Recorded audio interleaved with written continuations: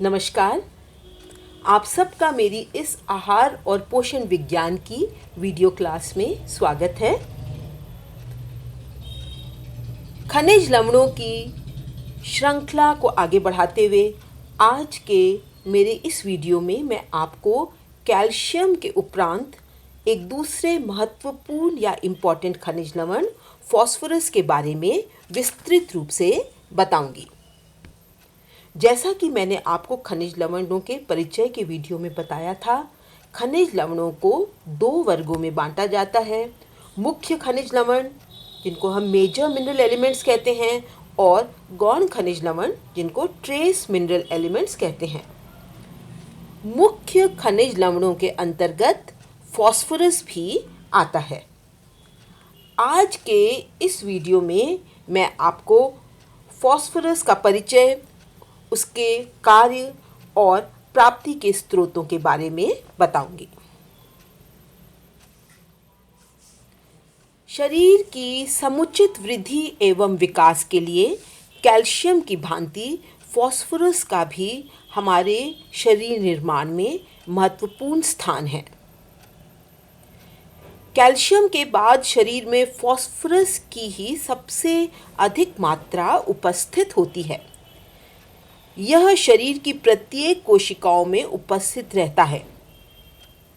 मस्तिष्क एवं नाड़ी तंतुओं की कोशिकाओं के बहुगुणन या मल्टीप्लिकेशन के लिए तो फॉस्फोरस नितांत आवश्यक है।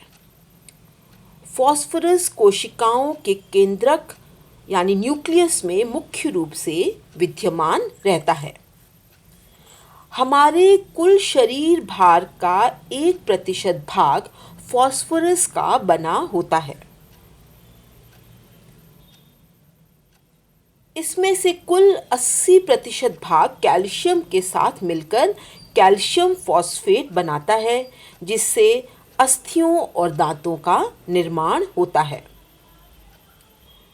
फॉस्फोरस कैल्शियम फॉस्फेट के रूप में अस्थियों और दांतों में जमा होता है। तो 80% फॉस्फोरस कैल्शियम फॉस्फेट के रूप में दांतों और अस्थियों में और शेष 20% फॉस्फोरस हमारे शरीर के कोमल ऊतकों और तरल पदार्थों में विद्यमान रहता है। एक स्वस्थ व्यक्ति के शरीर में लगभग 400 से 700 ग्राम फॉस्फोरस उपस्थित होता है। 400 से 700 ग्राम। शरीर में फॉस्फोरस दो रूपों में उपस्थित होता है। पहला अकार्बनिक फॉस्फेट के रूप में और दूसरा कार्बनिक फॉस्फेट के रूप में। अकार्बनिक फॉस्फेट के रूप में फॉस्फोरस अस्थियों में उपस्थित होता है और तरल पदार्थों में सोडियम फॉस्फेट और पोटेशियम फॉस्फेट के साथ उपस्थित रहता है। कार्बनिक फॉस्फेट के रूप में फॉस्फोरस कुछ महत्वपूर्ण कार्बनिक पदार्थों में शरीर में उपस्थित होता है। इसमें पहला है न्यूक्लियोप्रोटीन एवं न्यूक्लियो अम्ल। फॉस्फोरस न्यूक्लियोप्रोटीन के साथ मिलकर फॉस्फोन्यूक्लियोप्रोटीन बनाता है। केंद्रक कोशिका का अत्यंत महत्वपूर्ण अंग होता है। इसी में क्रोमोसोम उपस्थित रहते हैं।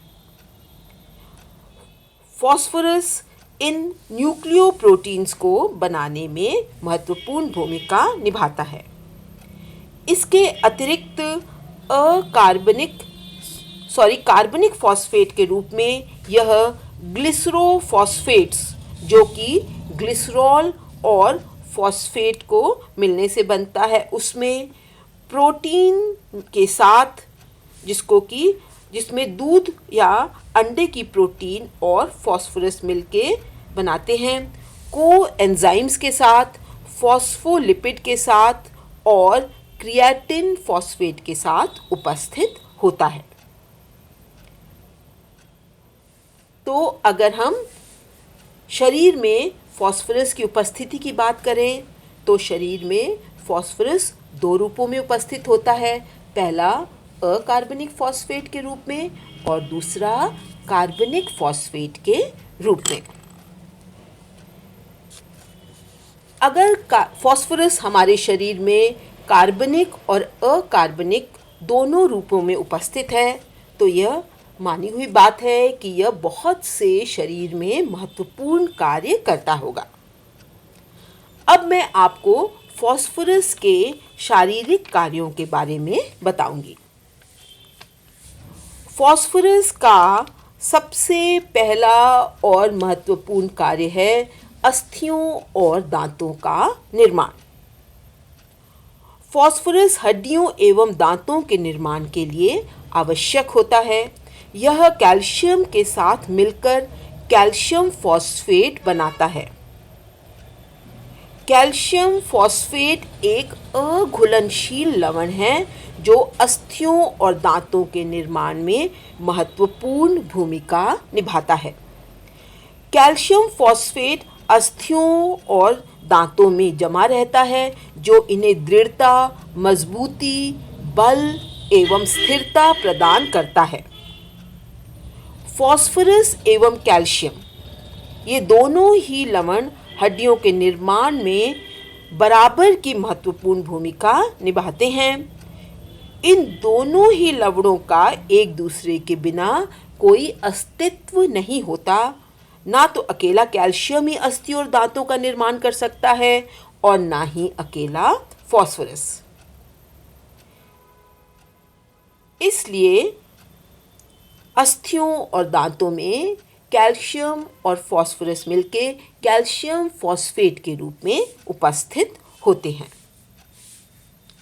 अस्थि कंकाल की वृद्धि एवं उन्हें स्वस्थ रखने के लिए कैल्शियम की तरह फॉस्फोरस भी नितांत आवश्यक है।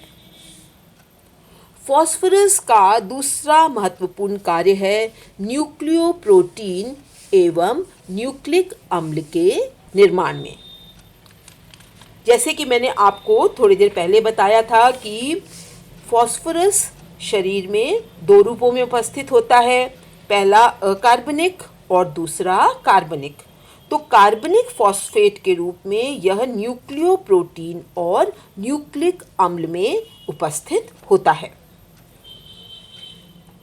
फॉस्फोरस न्यूक्लियोप्रोटीन एवं न्यूक्लिक अम्ल के निर्माण के लिए अति आवश्यक एवं महत्वपूर्ण खनिज लवण है। कोशिकाओं के जीव द्रव्य जिसे हम प्रोटोप्लाज्म कहते हैं तथा न्यूक्लियस के न्यूक्लियोप्रोटीन में फॉस्फोरस उपस्थित रहता है। न्यूक्लियोप्रोटीन और न्यूक्लियो अम्ल यह अत्यंत महत्वपूर्ण तत्व है जो वंशानुगत गुणों या हेरिडिटरी कैरेक्टर्स को एक पीढ़ी से दूसरी पीढ़ी तक हस्तांतरित करते हैं। फॉस्फोरस का तीसरा महत्वपूर्ण कार्य है कार्बोज के चयापचय में इसकी भूमिका। कार्बोज के चयापचय में फॉस्फोरस की महत्वपूर्ण भूमिका होती है। कोशिका के जीव द्रव्य जिसको प्रोटोप्लाज्म कहते हैं में माइटोकॉन्ड्रिया रहता है। माइटोकॉन्ड्रिया में ऊर्जा एडीपी यानी एडिनोसिन डाइफॉस्फेट के रूप में रहती है। जब भी हमारे शरीर की कोशिकाओं को ऊर्जा की आवश्यकता होती है तो माइटोकॉन्ड्रिया में उपस्थित एडीपी ऊर्जा एटीपी में बदल जाती है, यानी एडीपी से एटीपी में बदलकर हमें ऊर्जा प्राप्त होती है। एटीपी कार्बोज के चयापचय के लिए ज़रूरी है।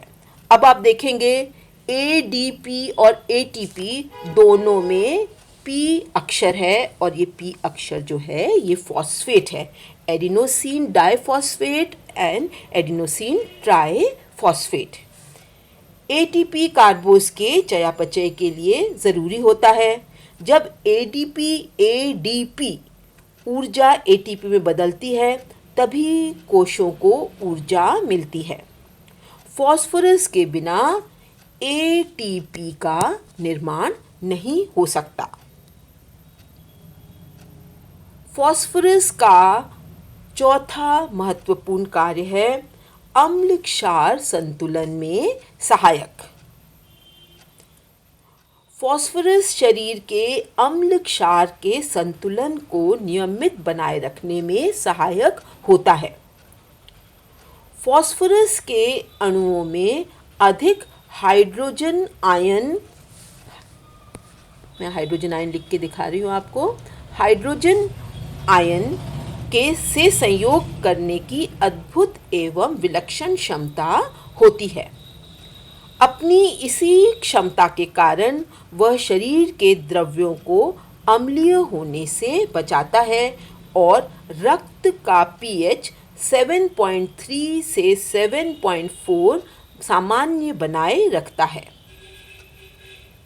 अतः फॉस्फोरस रक्त को ना तो अधिक अम्लीय होने देता है और न अधिक क्षारीय। इस तरह यह एक बफर का कार्य करता है। फॉस्फोरस का अगला महत्वपूर्ण कार्य है पौष्टिक तत्वों के परिवहन में सहायक। फॉस्फोरस रक्त में लिपिड के साथ फॉस्फोलिपिड के रूप में विद्यमान रहता है। फॉस्फोलिपिड वसीय अम्लों में फॉस्फोरस के मिलने से बनता है। Phosphorus plus lipid is equal to phospholipid. Phospholipid रक्त में उपस्थित पौष्टिक तत्वों को शरीर की विभिन्न कोशिकाओं में पहुंचाने का कार्य करता है। ऊर्जा उत्पादन क्रिया में सहायक, यह है फॉस्फोरस का अगला महत्वपूर्ण कार्य। फॉस्फोरस ऊर्जा उत्पादन क्रिया में भी सक्रिय भूमिका निभाता है। जब कभी भी शरीर को आहार से ऊर्जा नहीं मिल पाती, जैसे व्रत, उपवास या यात्रा के दौरान, ऐसी परिस्थिति में दैनिक क्रियाकलापों जैसे शरीर की आंतरिक क्रियाकलापों को संपन्न करने के लिए ऊर्जा की आवश्यकता होती है। जब हम सो रहे होते हैं या हम कोई भी शारीरिक कार्य नहीं करते तो भी हमारे शरीर के आंतरिक कार्यों जैसे हृदय के धड़कने के लिए, मस्तिष्क के कार्य करने के लिए, हमारे शरीर के तापमान को नियमित बनाए रखने के लिए और ऐसे कई कार्यों के लिए जिनको हम इनवॉलेंट्री कार्य कहते हैं, उनके लिए भी ऊर्जा की आवश्यकता होती है। परंतु जब आहार से ऊर्जा नहीं मिल पाती तब फॉस्फोरस यकृत और मांसपेशियों में जमा ऊर्जा को ग्लाइकोजन के द्वारा ग्लूकोज में बदलकर ऊर्जा प्राप्ति या ऊर्जा दिलवाने का कार्य करता है। यकृत में जमा ग्लाइकोजन ग्लूकोज में बदल जाता है और शरीर को ऊर्जा मिलती है। परंतु ग्लाइकोजन को ग्लूकोज में बदलने के लिए फॉस्फोरस आवश्यक होता है, क्योंकि उस समय यह ग्लाइकोजन फॉस्फोरस युक्त ग्लूकोज यौगिक के रूप में होता है। इसके अतिरिक्त प्रोटीन, वसा एवं कार्बोज के चयापचय या मेटाबॉलिज्म क्रिया में भाग लेने वाले आवश्यक एंजाइम 1, 2 और को-कार्बोक्सिलेज के निर्माण के लिए भी फॉस्फोरस नितांत आवश्यक है।